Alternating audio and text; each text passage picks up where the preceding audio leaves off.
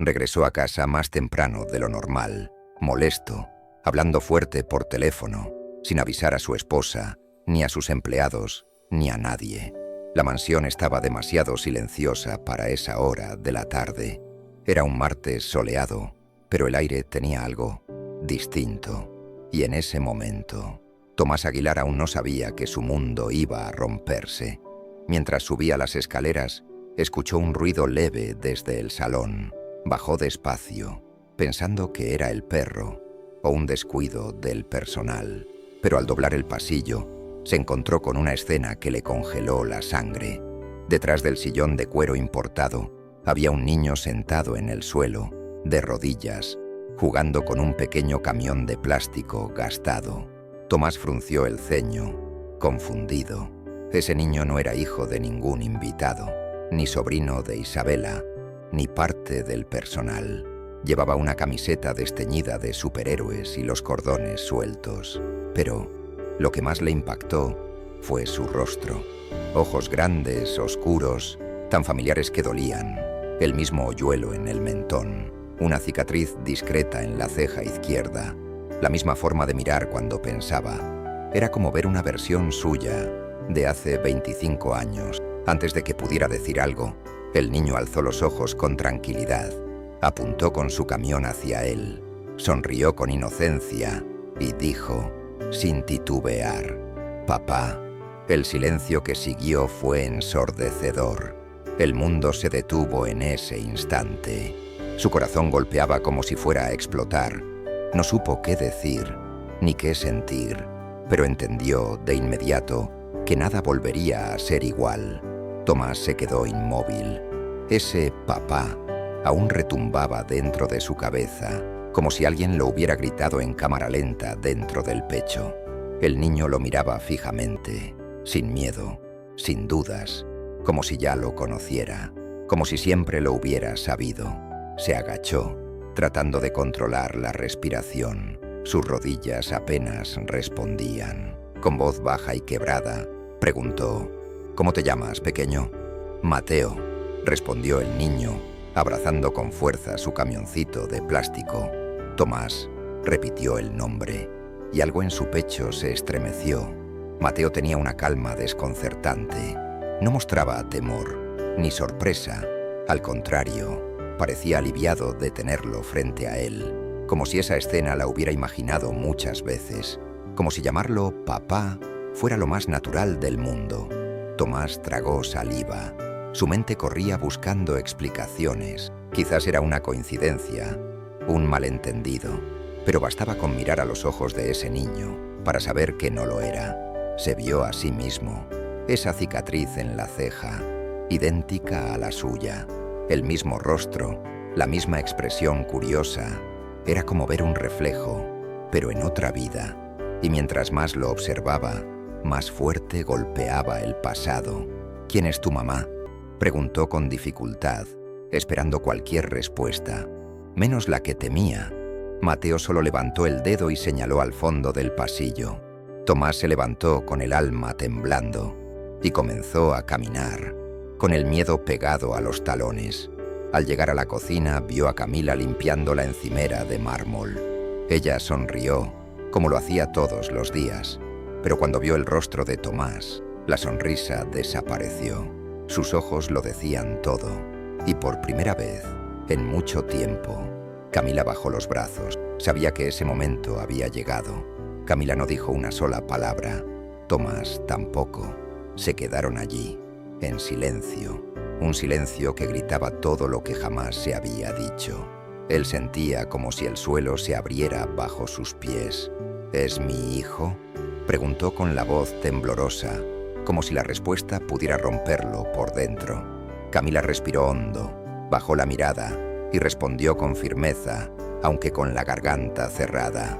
«Mateo es mi hijo, y yo lo he criado sola». Esas palabras golpearon a Tomás como puñetazos, no por el tono, sino porque sabía que eran verdad.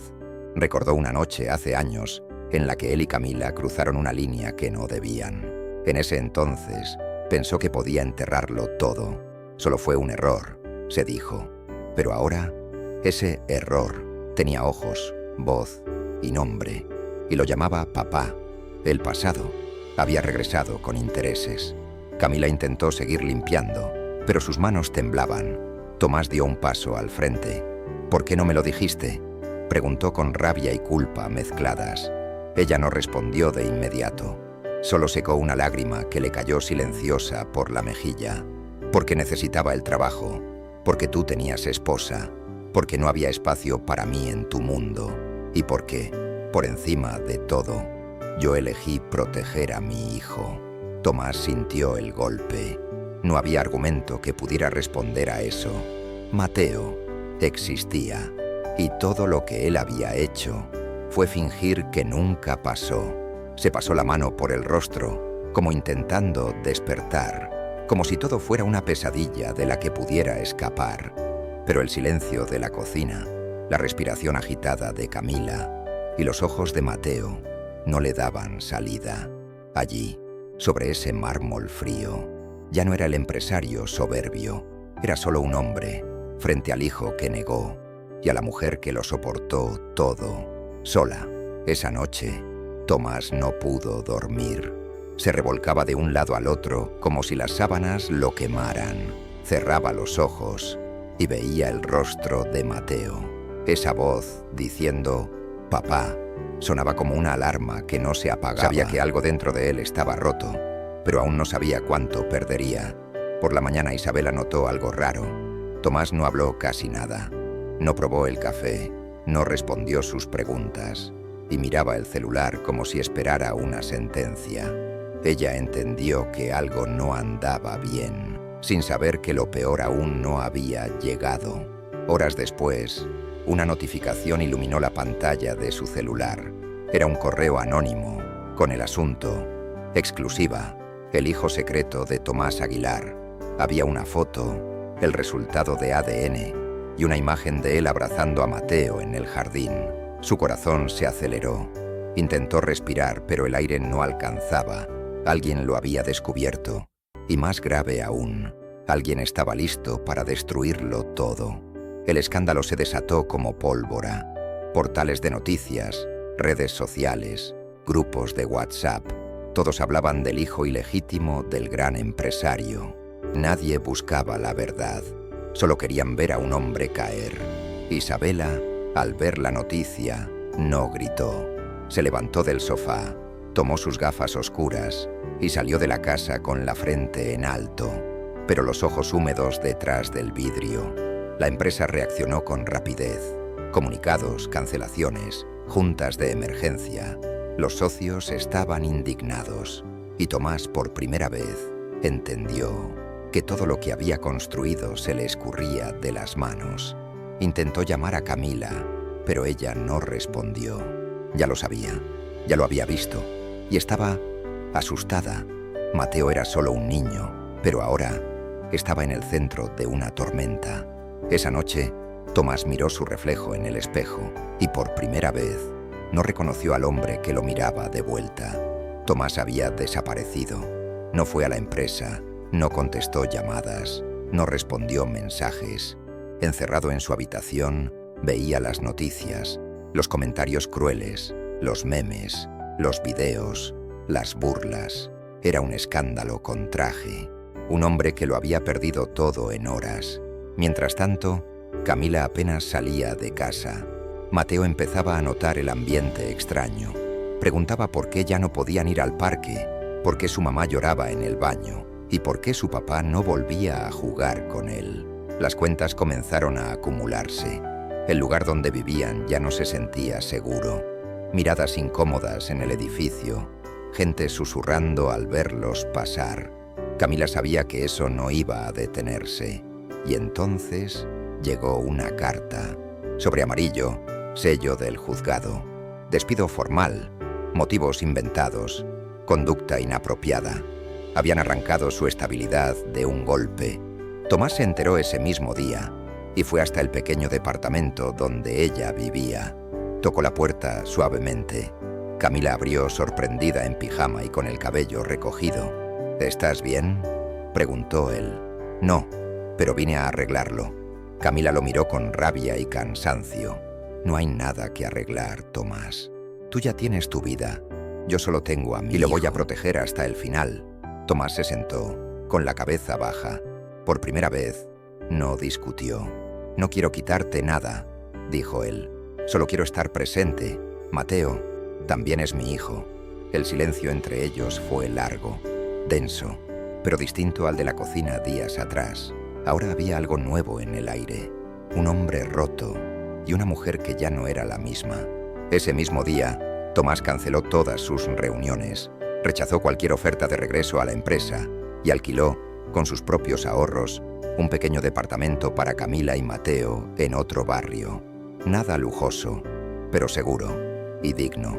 Esa tarde, el celular de Camila sonó. Era la vecina, voz temblorosa. Mateo bajó solo, dijo que volvería, pero desapareció. Camila soltó todo, bajó corriendo, buscó por los pasillos, lo llamó. Nada. Llamó a Tomás con las manos temblando. Desapareció. No está por ningún lado. Se fue. Tomás colgó sin responder. Tomó las llaves del coche y salió como loco por las calles de la ciudad. El corazón le latía más fuerte que sus propios pensamientos. La policía fue notificada. Iniciaron búsquedas en todo el vecindario. Las redes sociales mostraban la foto de Mateo. Los noticieros hablaban del hijo del escándalo, ahora desaparecido. Y el dolor se esparció como veneno. Tomás no comía, no dormía, no hablaba. Solo conducía, daba vueltas, preguntaba, volvía, empezaba de nuevo, hasta que recibió una llamada de Renata, su nueva abogada. Accedimos a una cámara de vigilancia. Mateo entró en un coche negro, sin placas. Alguien se lo llevó. Tomás cayó de rodillas en el estacionamiento. Y ahí lloró como nunca antes había llorado. Pidió perdón a un Dios en el que ya no creía. Prometió todo lo que nunca se atrevió a prometer. No como empresario, sino como padre. Horas después, llegaron a una cabaña en la zona rural. La policía rodeó el lugar con cautela. Tomás entró despacio, y allí estaba Mateo, sentado en el suelo, abrazando su mochila. Cuando vio a su padre, sus ojos se llenaron de lágrimas. «Papá». Tomás corrió hacia él, lo abrazó con fuerza, lo besó en la frente. «Aquí estoy, campeón, y nunca más te voy a dejar». Mateo lloraba en silencio, y el corazón de Tomás volvía a latir. Frente a las cámaras, Tomás habló como nunca antes. «Este niño es mi hijo, y no importa lo que cueste, voy a protegerlo.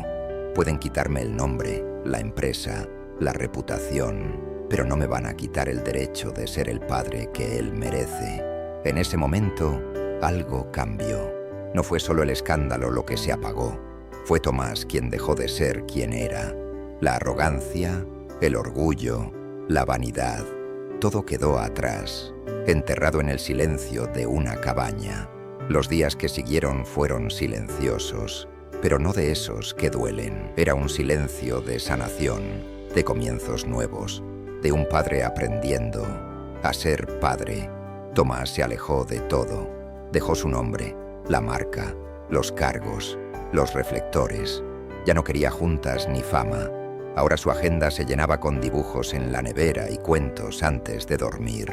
Camila volvió a sonreír, no con euforia, sino con calma. Mateo se adaptó a su nueva escuela, con niños sencillos, maestras que sabían su nombre y lo cuidaban. A veces aún se despertaba con miedo, pero bastaba sentir a su padre cerca para volver a dormir.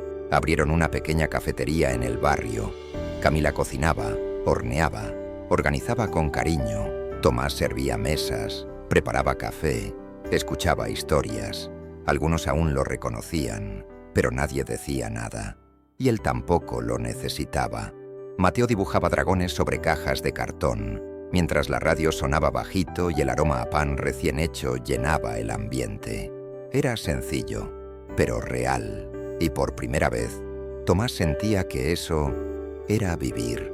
Un día, una señora entró por la puerta, miró a Camila a los ojos y antes de decir algo, entregó una carta. Era del pasado, escrita por alguien que había guardado un secreto durante años. Tomás la leyó con el corazón acelerado. Hablaba de otro hijo, uno que jamás conoció, uno que fue entregado en silencio, porque nadie creyó que merecía saber la verdad. Cerró la carta, miró a Camila, luego a Mateo, que lo esperaba con 2 cafés y una sonrisa torcida. Respiró hondo y entendió. La vida no da avisos, pero siempre da una segunda oportunidad. Frente al dolor, eligió amar. Frente a la vergüenza, eligió quedarse. Frente a la ruina, construyó raíces. Y frente a todo lo que perdió, por fin descubrió lo que realmente importa. Y si esta historia tocó tu corazón, suscríbete ahora al canal y compártela con quien necesite recordar. El amor puede renacer incluso después del final.